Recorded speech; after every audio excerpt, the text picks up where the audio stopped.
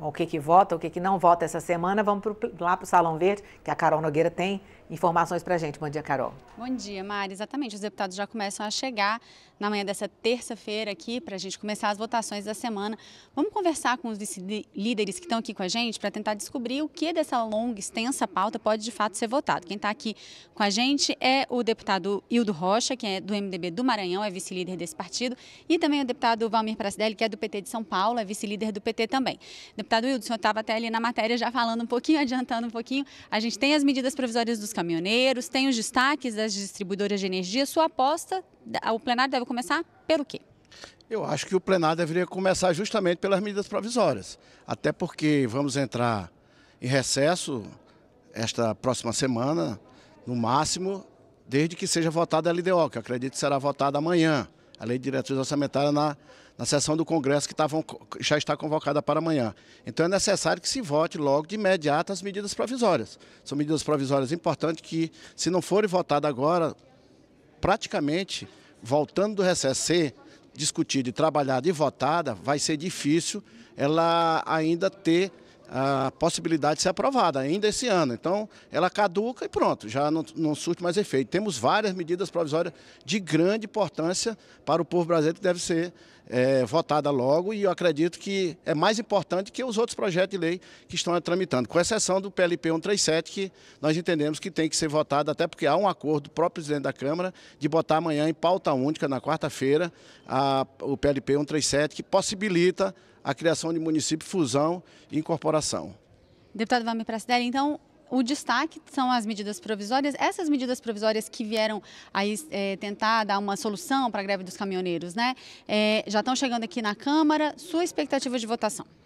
Sem dúvida nenhuma, há um compromisso deste parlamento, inclusive, de atender uma reivindicação importante dos caminhoneiros que foi negociado, inclusive, pelo governo e que significa dar uma maior estabilidade para esse setor e para o país. Nós tratamos disso na comissão especial da medida provisória semana passada. A nossa bancada insistiu, inclusive, para que o presidente da Câmara colocasse já em pauta no plenário a semana passada, o que não ocorreu, e a nossa expectativa é que seja votado. E tem outras medidas provisórias, algumas delas que são importantes também que sejam aceleradas e votadas, mas nós não aceitaremos, obviamente, a entrega do nosso patrimônio, nós não aceitaremos votar a concessão das distribuidoras de energia, conforme é o plano do governo ser votado aqui. Do nosso ponto de vista, essa matéria precisa ser retirada de pauta, até porque, com a decisão do Supremo em liminar pelo ministro Lewandowski a semana anterior, nós devemos tratar essas matérias que significam a entrega do nosso patrimônio com uma maior cautela para que a sociedade inteira esteja envolvida nesse debate. Deputado Hildo, essa questão então das distribuidoras de energia, o texto principal já foi votado, faltam os destaques. O governo tem maioria para votar? Como é que o senhor acha que o plenário conclui a votação dessa matéria? Veja bem, essa matéria ela não trata da privatização da Eletrobras e nem sequer da Eletronorte. O que está sendo trabalhado é a venda daquelas empresas de energia que eram estaduais. Eram dos estados, desses estados. Esses estados não conseguiram manter em funcionamento essas empresas e elas faliram. E o governo federal foi, no momento que o governo federal estava bem, assumiu o controle dessa empresa. Logicamente que essas empresas são apenas elas que ainda restam, que são praticamente administradas pelo poder público. As outras demais empresas do Nordeste inteiro, do Sul e do Sudeste, já são empresas de iniciativa privada. E tem provado que elas vêm trabalhando bem, têm tido um bom desempenho. Então não vejo por que não se deva concluir essa votação. Até porque não sei nem se é iniciativa privada que essas empresas, porque essas empresas dão prejuízo. Ou seja, hoje nós estamos pagando, o Nordeste está pagando, o Sul e o Sudeste pagando para manter uma empresa lá no Norte que é deficitária, que pode muito bem deixar de ser deficitária e ser superavitária. Então nós estamos tirando dinheiro do SUS, estamos tirando dinheiro da educação, estamos tirando dinheiro de outras áreas para manter uma empresa que dá prejuízo. Isso não está certo. Essa empresa, na mão do governo federal, ela está provado que ela não dá certo.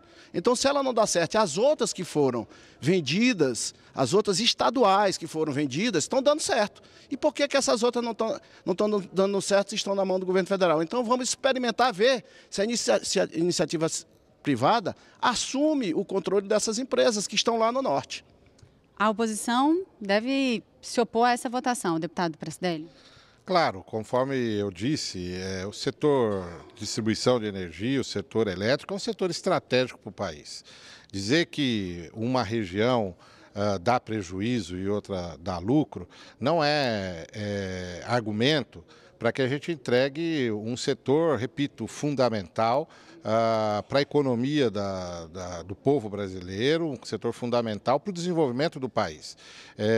Claro que há interesse da iniciativa privada, há interesse inclusive de empresas estatais de outros países no nosso setor energético, porque eles sabem a importância e o papel que tem para o desenvolvimento do país. Do nosso ponto de vista, isso é responsabilidade, sim, do Estado poder acompanhar e poder gerir as condições de crescimento e desenvolvimento de cada uma das regiões do país.